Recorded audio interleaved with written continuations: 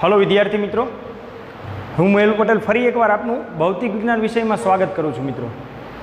મિત્રો આપણે chapter number 1 માં બે લેક્ચર જોયા છે।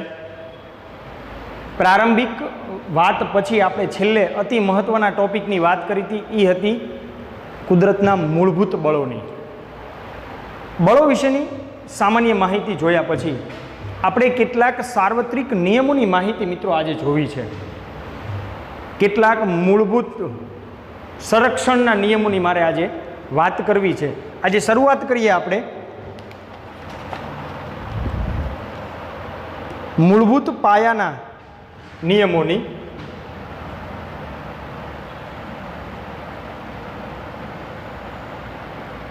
મૂળભૂત સંરક્ષણના નિયમોની।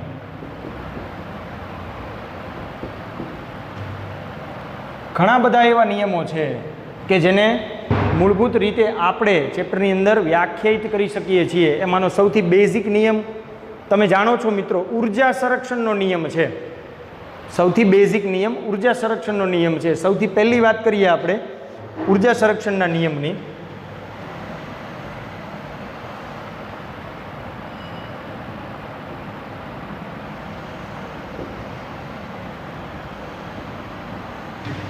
ઉર્જા સંરક્ષણના નિયમની વાત કરીએ મિત્રો,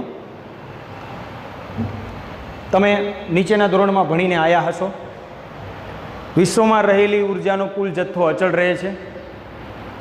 નવી ઉર્જા ઉત્પન્ન થતી નથી કે ઉર્જાનો નાશ થતો નથી। માત્ર ઉર્જાનું એક સ્વરૂપમાંથી બીજા સ્વરૂપમાં રૂપાંતરણ થાય છે। આ તમે જાણો છો મિત્રો। આ જ નિયમ આપણે અહીંયા બેઝિક હવે ફિઝિક્સ માટે ધ્યાનમાં લેવાનો છે। આપણે ઉર્જા સંરક્ષણનો નિયમ કહીશું એને। વિશ્વમાં રહેલી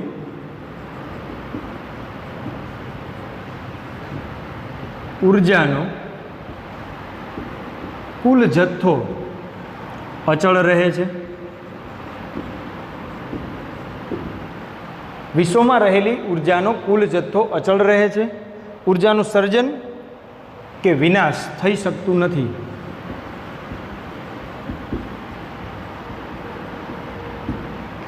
સર્જન કે વિનાશ થઈ શકતું નથી। માત્ર ઉર્જાનું એક સ્વરૂપમાંથી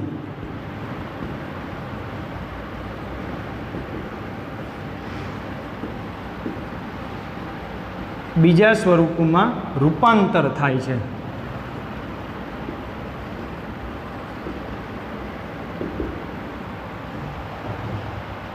એક સ્વરૂપમાંથી બીજા સ્વરૂપમાં રૂપાંતર થાય છે।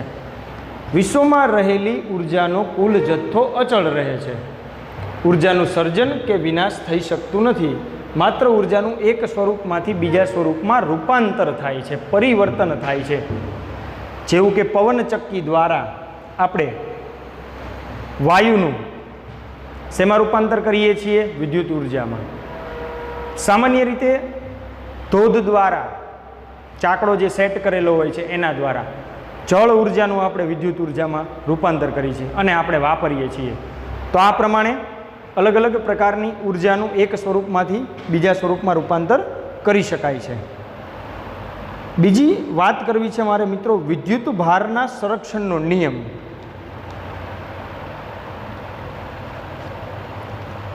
સામાન્ય રીતે આપણે ધોરણ 12ની અંદર ચેપ્ટર નંબર 1 માં આને જોઈશું, પણ સંરક્ષણના નિયમ તરીકે હું અહીંયા એને વ્યાખ્યાયિત કરું છું। વિદ્યુત ભાર સંરક્ષણનો નિયમ।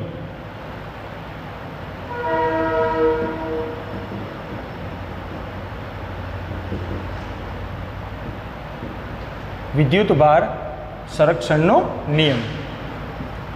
વિદ્યુત ભાર સંરક્ષણના નિયમની વાત કરીએ તો સૌથી પહેલી રજૂઆત, જેવી રીતે ઉર્જાનો નાશ થતો નથી, નવી ઉર્જા ઉત્પન્ન થતી નથી, એક સ્વરૂપમાંથી બીજા સ્વરૂપમાં રૂપાંતરણ થાય છે, તેમ વિદ્યુતની દ્રષ્ટિએ અલગ કરેલા તંત્રમાં આપણે બાહ્ય સપ્લાય નહીં આપવાનો। જેવું કે આપણે બલ્બને બાહ્ય સપ્લાય આપીએ જીઈબીમાંથી આવતા સપ્લાયને, તો બલ્બ પ્રકાશિત થાય છે, તો વધારાનો વિદ્યુત ભાર એને મળે ખરો? ક્યાંથી મળ્યો? બાહ્ય મળ્યો। વિદ્યુતની દ્રષ્ટિએ અલગ કરેલું તંત્ર છે. એક સાદું ઉદાહરણ, એલ્યુમિનિયમ, પરમાણુ ક્રમાંક 13, બાહ્ય કક્ષામાં 3 ઇલેક્ટ્રોન. આવા અસંખ્ય એટમ ભેગા થઈને એલ્યુમિનિયમનો એક તાર બને છે. શું એ તાર સામાન્ય સ્થિતિમાં પડ્યો હોય તો તમને ઝાટકા મારે છે? તારને તમે અડવા જાઓ અને ઝાટકા મારે છે? નહીં. કેમ? તારની અંદર તો ઇલેક્ટ્રોન છે જ, એના એક એટમની અંદર 3 ઇલેક્ટ્રોન છે બાહ્ય કક્ષામાં. તો એવા તો અસંખ્ય લાખો એટમ ભેગા થઈને એક પદાર્થ બન્યો હોય, એક તાર બન્યો હોય, છતાં કેમ ઝાટકો મારતો નથી? એનું કારણ છે, ઝાટકો મારતો નથી એનું કારણ છે કે ઇલેક્ટ્રોન અંદર ઉષ્મીય દોલનો કરતા હોય છે અને દોલનો દરમિયાન એની સરેરાશ ઉર્જા શૂન્ય થઈ જતી હોય છે. સરેરાશ ઉર્જા શૂન્ય થઈ જતી હોય છે એટલે કે અંદર વિદ્યુત ભારની અસરકારકતા શૂન્ય થાય છે, એટલે કે વિદ્યુત ભારનું સંરક્ષણ થાય છે એમ પણ કહી શકાય એને. તો આપણે વાત કરવી છે વિદ્યુત ભાર સંરક્ષણના નિયમની. વિદ્યુતની દ્રષ્ટિએ અલગ કરેલા તંત્રમાં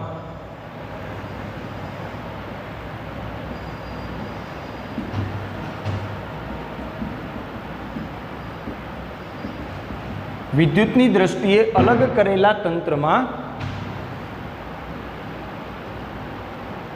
વિદ્યુત ભારોનો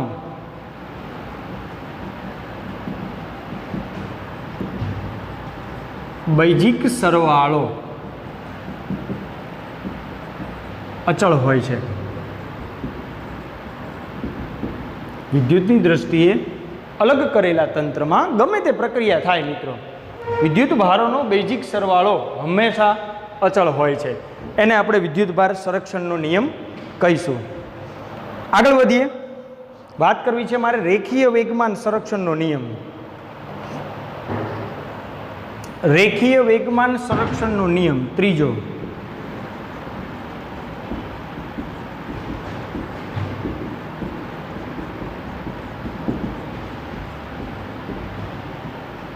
રેખીય વેગમાન સંરક્ષણનો નિયમ.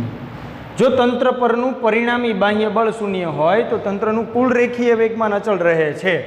પહેલાં આપણે એને વિધાનથી રજૂ કરીએ, પછી એને સમજવાનો પ્રયત્ન કરીએ. તંત્ર પરનું પરિણામી બાહ્ય બળ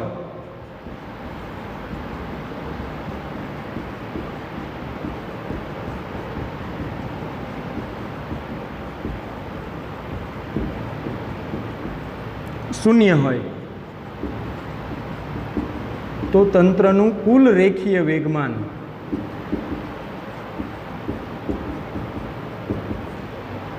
અચળ રહે છે. જો તંત્ર પરનું પરિણામી બાહ્ય બળ શૂન્ય હોય. મિત્રો, ન્યૂટનની ગતિનો બીજો નિયમ F બરાબર ma. F બરાબર ma. હજી આને હું dp/dt કહી શકું. dp/dt 5મા ચેપ્ટરની અંદર ભણવાનું આવશે, અત્યારે યાદ ન રહે તો કંઈ નહીં, માત્ર તમારી જાણકારી માટે. જો F બરાબર 0 તો dp/dt બરાબર 0. વિકલનમાં તમે હવે ભણી ગયા છો, કોઈ પણ સંખ્યાનું વિકલન ક્યારે શૂન્ય હોય? જ્યારે એ સંખ્યા અચળ હોય ત્યારે. એટલે p વેગમાન છે. p શું છે? વેગમાન છે. તો વેગમાન કેવું થઈ જાય મિત્રો? અચળ. તો જો F બરાબર 0 તો P બરાબર અચળ. આની આપણે આખો નિયમ છે અને એને સાબિત પણ કરવાનો છે એક ઉદાહરણથી. એ આપણે વિશેષ આગળના ચેપ્ટરોમાં, ચેપ્ટર નંબર 5માં જોઈશું. અત્યાર પૂરતો માત્ર નિયમને આપણે ધ્યાનમાં લેવાનો છે. તો મિત્રો, આપણે 3 નિયમોની વાત કરી. સૌથી પહેલો હતો ઉર્જા સંરક્ષણનો નિયમ. વિશ્વમાં રહેલી ઉર્જાનો કુલ જથ્થો અચળ રહે છે. ઉર્જાનું સર્જન કે વિનાશ થઈ શકતું નથી, માત્ર ઉર્જાનું એક સ્વરૂપમાંથી બીજા સ્વરૂપમાં રૂપાંતરણ થાય છે. વિદ્યુતભાર સંરક્ષણના નિયમની વાત કરીએ તો વિદ્યુતની દ્રષ્ટિએ અલગ કરેલા તંત્રમાં વિદ્યુત ભારોનો બેઝિક સરવાળો હંમેશા અચળ હોય છે. અને વિદ્યુતભાર સંરક્ષણનો નિયમ કહેવાય. તે જ પ્રમાણે રેખીય વેગમાન સંરક્ષણનો નિયમ. જો તંત્ર પરનું પરિણામી બાહ્ય બળ શૂન્ય હોય તો તંત્રનું કુલ રેખીય વેગમાન અચળ રહે છે. આ પ્રમાણે હું રેખીય વેગમાન સંરક્ષણનો નિયમ વ્યાખ્યાયિત કરી શકું.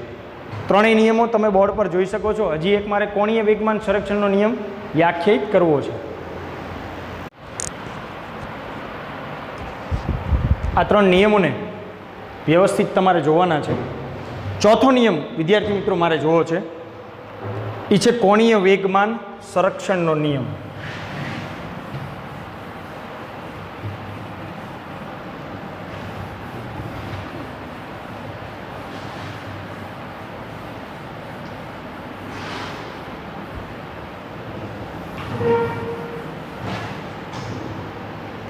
આગળ વાત કરીએ કોણીય વેગમાન સંરક્ષણનો નિયમ.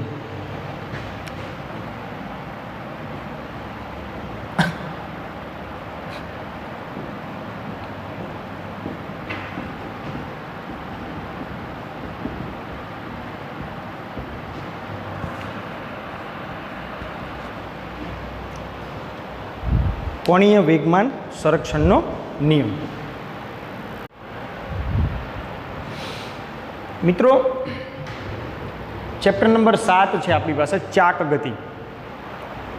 ચાક ગતિની અંદર આપણે વિશેષ રજૂઆતમાં જોઈશું. ચાક ગતિની અંદર વ્યાખ્યાયિત થતો બળને અનુરૂપ ઘટક છે ટોર્ક. વર્તુળમય ગતિ કરાવવા માટે તંત્ર પર ટોર્ક લાગવું જરૂરી છે અને ટોર્ક સાથે સંબંધ ધરાવે છે કોણીય વેગમાન. ટોર્ક સાથે સંબંધ ધરાવે છે કોણીય વેગમાન. અત્યાર પૂરતું માત્ર તમે એક નિયમને ધ્યાનમાં રાખો. ચેપ્ટર નંબર 7ની અંદર આ નિયમને તમારે સાબિતી સાથે જોવાનો છે. જેવી રીતે તંત્ર પરનું પરિણામી બાહ્ય બળ શૂન્ય હોય અને તંત્રનું કુલ રેખીય વેગમાન અચળ રહેતું હોય, એમ બાહ્ય ટોર્ક શૂન્ય હોય તો કોણીય વેગમાન અચળ રહે.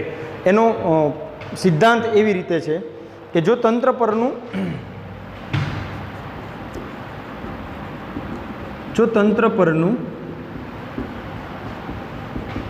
પરિણામી બાહ્ય ટોર્ક શૂન્ય હોય તો તંત્રનું કુલ કોણીય વેગમાન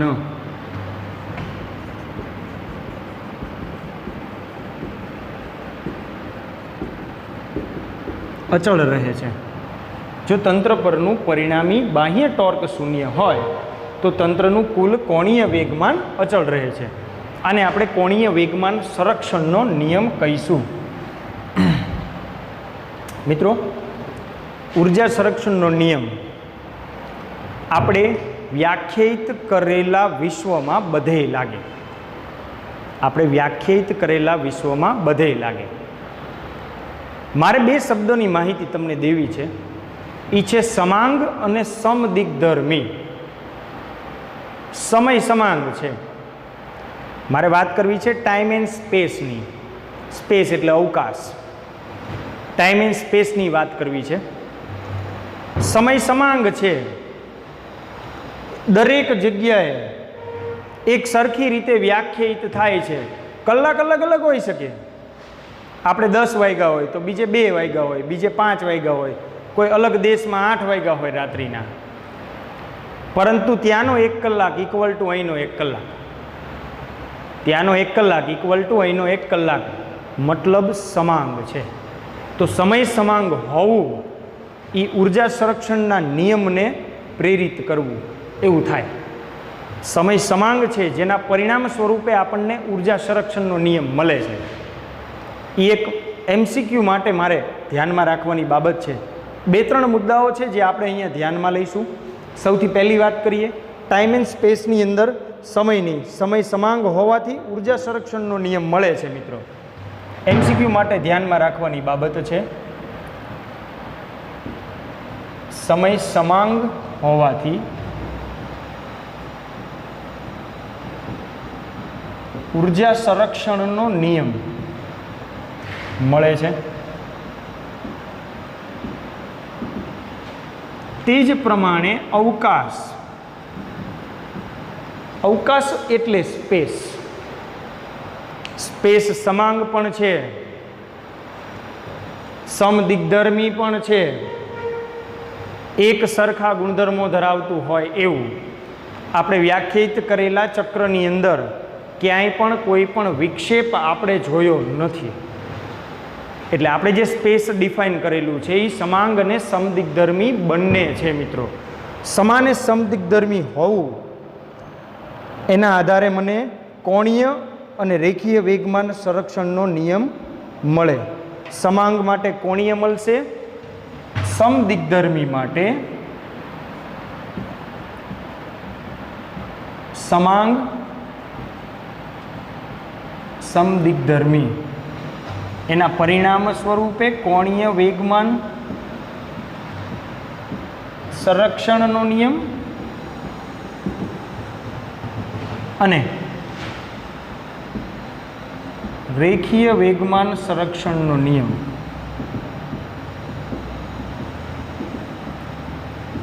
મળે છે. તો આ બે MCQ સ્વરૂપમાં ક્યારેક ક્યારેક પૂછાય છે. આપણે વિદ્યાર્થી મિત્રો વ્યવસ્થિત એને ધ્યાનમાં લેવાનું છે. વિદ્યુત ભારના સંરક્ષણ પાછળનું કારણ અત્યાર સુધીમાં વૈજ્ઞાનિકો ઘણી બધી જગ્યાએ ઘણી બધી રીતે મથી ચૂક્યા છે, પરંતુ વિદ્યુત ભારના સંરક્ષણનું કારણ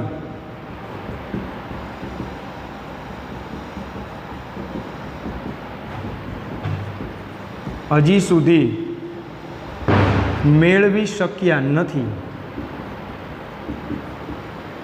એની પાછળ પ્રયત્નો ચાલુ છે. તો આ પ્રમાણે આપણે ધ્યાનમાં રાખશું કોણીય વેગમાન સંરક્ષણનો નિયમ. આ બધું જ અત્યારે માત્ર તમારા ચેપ્ટરનો ભાગ હોવાથી આપણે જાણીએ છીએ. જ્યાં જ્યાં એનો ડિટેલ ઉલ્લેખ આવતો જશે ત્યાં મિત્રો આપણે એની ચર્ચા કરતા જઈશું. આ તો ચેપ્ટરનો એક ભાગ છે ને શબ્દ તમારાથી રહી ન જાય એટલા માટે આપણે આ મુદ્દાઓની અહીંયા ચર્ચા કરી રહ્યા છીએ. તો આ પ્રમાણે કોણીય વેગમાન સંરક્ષણનો નિયમ શું કહે છે? જો તંત્ર પરનું પરિણામી બાહ્ય ટોર્ક શૂન્ય હોય, તંત્રનું કુલ કોણીય વેગમાન અચળ રહે છે, સમય સમાંગ હોવાથી ઉર્જા સંરક્ષણનો નિયમ મળે, અવકાશ સમાંગ અને સમદિગ્ધર્મી હોવાથી અનુક્રમે કોણીય વેગમાન અને રેખીય વેગમાન સંરક્ષણનો નિયમ મળે. 4 નિયમ જોયા. એમાં વિદ્યુત ભારના સંરક્ષણના નિયમ પાછળનું કારણ હજી સુધી આપણે મેળવી શક્યા નથી. તો આ પ્રમાણે આ મુદ્દાઓને તમારે વિશેષમાં ધ્યાનમાં લેવાના છે. વિદ્યાર્થી મિત્રો, ચેપ્ટર નંબર 1ની વાત કરીએ તો માત્ર હાઇલાઇટ પૂરતું ચેપ્ટર તમને આપેલું છે. આજનો આપણો લેક્ચર એ ચેપ્ટર નંબર 1નો છેલ્લો લેક્ચર છે. સમાવિષ્ટ મુદ્દાઓની આપણે અહીંયા ચર્ચા આજે પૂર્ણ કરશું. ધ્યાનમાં રાખવાના છે. બાકી જે કાંઈ પણ મુદ્દાઓ રહે છે એને આપણે ડિટેલમાં જે તે ચેપ્ટરમાં સ્ટેપ બાય સ્ટેપ ભણતા જઈશું. સૌથી પહેલાં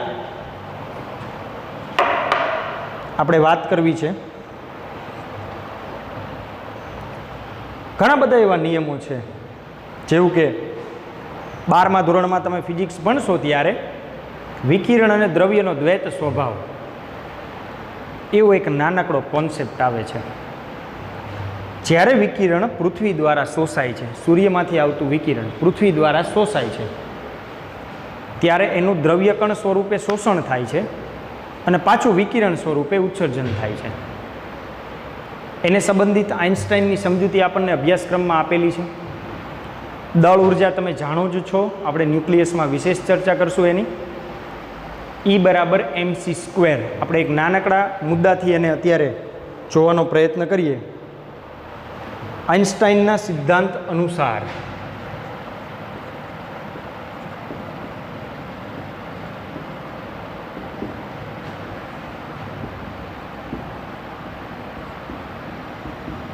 આઇન્સ્ટાઈનના સાપેક્ષવાદના સિદ્ધાંત અનુસાર દળને સમતુલ્ય ઉર્જા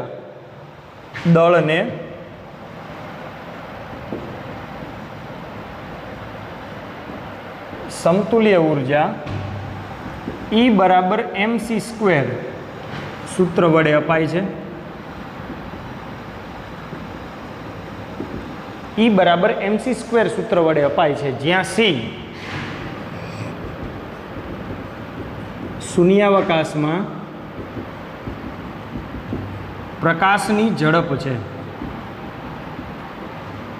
જેનું મૂલ્ય મિત્રો 3 × 10⁸ મીટર પ્રતિ સેકન્ડ લેવામાં આવે છે. દળનું ઉર્જામાં રૂપાંતરણ, નાનકડો બોમ્બ છે, બોમ્બ વિસ્ફોટ થાય છે તો ઉર્જા ઉત્પન્ન થાય છે. બોમ્બ કયા સ્વરૂપે હતો? દળ સ્વરૂપે હતો. એનું રૂપાંતરણ શેમાંથી વિસ્ફોટ થતાં ઉર્જામાં રૂપાંતરણ થયું. એના માટે આઇન્સ્ટાઈનનો નિયમ તમે બધા જાણો છો. ન્યુક્લિયર પ્રક્રિયાઓમાં દળ ઉર્જામાં રૂપાંતરિત થાય છે. ઘણી બધી એવી ન્યુક્લિયર પ્રક્રિયાઓ આપણે જોવાની છે. ન્યુક્લિયર પ્રક્રિયાઓમાં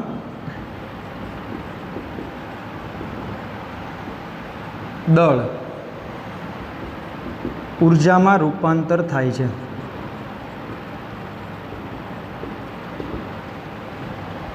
મિત્રો, દ્રવ્યકણની જો વાત કરતા હોય તો મારે દ્રવ્યકણના દળની પણ અત્યારે તમારી સાથે ચર્ચા કરવી છે. ઇલેક્ટ્રોન અને પ્રોટોન દ્રવ્યમાં રહેલા કણો છે એટલે એને દ્રવ્યકણ કહીશું. ન્યુટ્રોન પણ. તો electron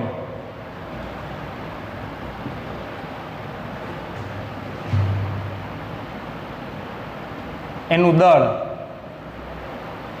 mass of electron is equal to 9.1 × 10⁻31 kilogram. સમગ્ર ફિઝિક્સની અંદર આપણે ઇલેક્ટ્રોનના દળને એક અચળાંક તરીકે વાપરશું. સમગ્ર ફિઝિક્સમાં પ્રોટોનનું દળ mp is equal to 1.67 × 10⁻27 kilogram. આ પ્રોટોનનું દળ છે. એને અનુરૂપ ન્યુટ્રોનનું દળ છે. ઇલેક્ટ્રોન અને પ્રોટોનના દળને મિત્રો આપણે આખા ફિઝિક્સની અંદર એક બેઝિક અચળાંક તરીકે વાપરશું. એટલે આગળ જતાં કદાચ ગણતરીમાં એનો ઉલ્લેખ આવે તો મને આઈડિયા આવી જવો જોઈએ કે આ અચળ છે.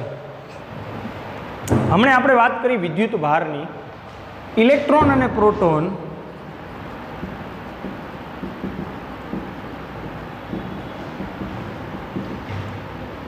ઇલેક્ટ્રોન અને પ્રોટોન ના વિદ્યુત ભારનું એક સરખું છે. એટલે વિદ્યુત ભારનું મૂલ્ય 1.6 × 10⁻19 કુલંબ છે. આ પણ આપણે અચળાંક તરીકે વિદ્યુત શાસ્ત્રમાં સૌથી વધારે ઉપયોગમાં લઈશું.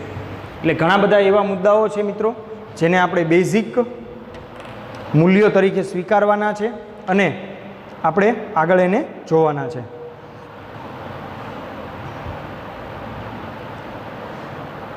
એના પછી કેટલીક નાની નાની બાબતો ચેપ્ટરની અંદર તમને આપેલી છે મિત્રો. ધ્યાનમાં રાખવાની મેટર લગભગ આપણે જોઈ લીધી છે. તમારે વ્યવસ્થિત રીતે એક ટેબલને પણ હજી ફોલો કરજો. તમારા ટેક્સ્ટ બુકમાં પેજ નંબર 10 પર આપેલી છે કુદરતમાં પ્રવર્તતા મૂળભૂત બળો. જોકે આપણે ઓલમોસ્ટ ચર્ચા થઈ ગઈ છે, છતાં પણ એને તમારે ધ્યાનમાં લેવાનું છે.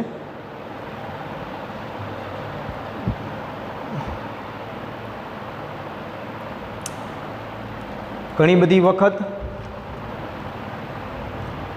મિત્રો આપણે જે બળોની વાત કરી છે, સંરક્ષણના નિયમોની વાત કરી છે, મૂળભૂત રીતે અલગ અલગ સ્વરૂપે અલગ અલગ જગ્યાએ લાગતા હોય છે. જેમ જેમ તમે અભ્યાસક્રમ આગળ ડિટેલમાં ભણતા જશો એમ એમ આ દરેકની વિશેષ રજૂઆત આવતી જશે. એટલે અત્યાર પૂરતું ચેપ્ટર નંબર 1ની અંદર આ 3 આજના આપણે જે મુખ્ય મુદ્દાઓ જોયા છે એને તમારે ધ્યાનમાં લેવાના છે અને ચેપ્ટર નંબર 1ને મુદ્દાસર રીતે તમારે મિત્રો પ્રિપેર કરવાનું છે.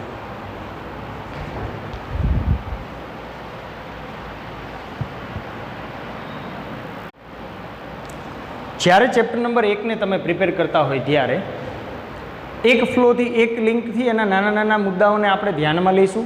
યાદ રહે એટલા રાખવાના છે, વધારે એમાં ચિંતા કરવાની જરૂર નથી.